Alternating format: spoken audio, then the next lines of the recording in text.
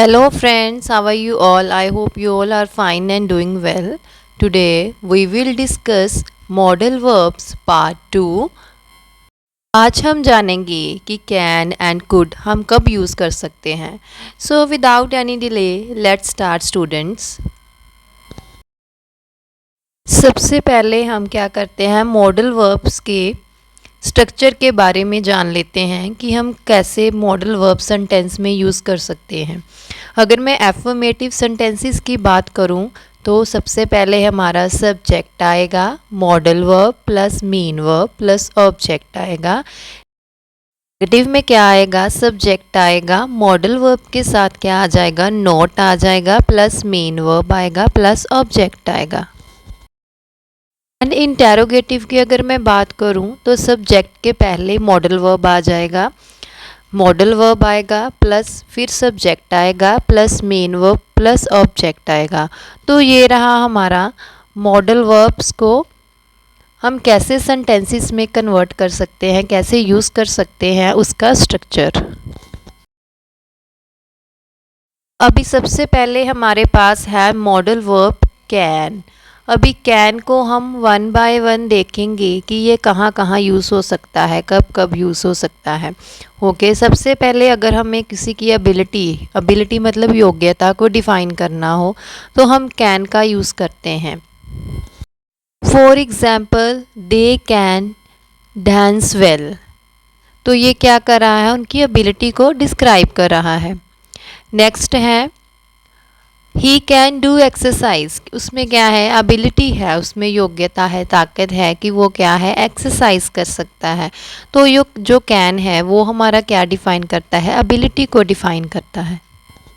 Next है permission. अगर हमें किसी से परमिशन लेनी हो, मीन्स अगर हमें अपने घर से अपने मदर फादर से या हमें अपने ब्रदर सिस्टर से या किसी और मेंबर से या किसी फ्रेंड से हमें कोई परमिशन लेनी हो, मींस इनफॉर्मल परमिशन में हम क्या करते हैं, कैन का यूज़ करते हैं.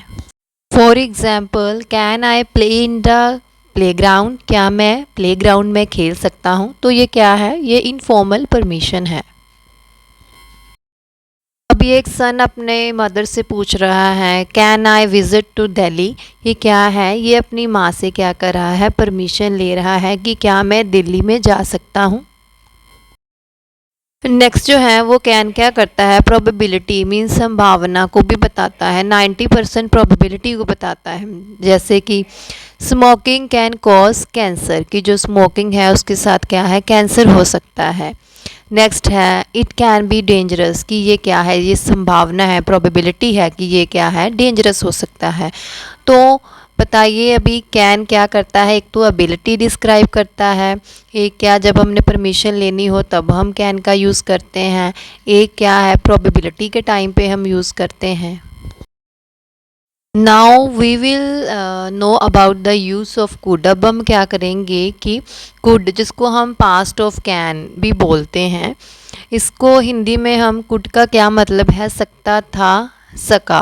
पास्ट की बात हम जब करेंगे तो हम क्या करेंगे, कुड यूज़ करेंगे, बट इसे हम प्रेजेंट में भी यूज़ कर सकते हैं. तो आइए चलिए हम जानते हैं कि इसको हम कहाँ कहाँ यूज़ कर सकते हैं. सबसे पहले तो जैसे मैंने आपको बताया कि पास्ट एबिलिटी को डिस्क्राइब करता है, जैसे ही कुड प्ले, कि वह खेल सकता था आ गया ना, पास्ट को डिस्क्राइब कर रहा है.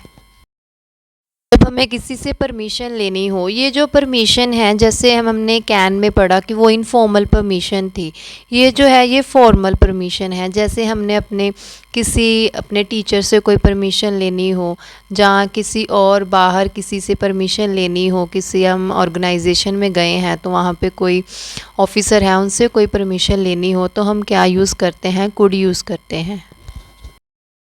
For example, could I use your pen. क्या मैं आपका पेन यूज़ कर सकती हूँ. ये क्या है, ये एक फॉर्मल परमिशन है.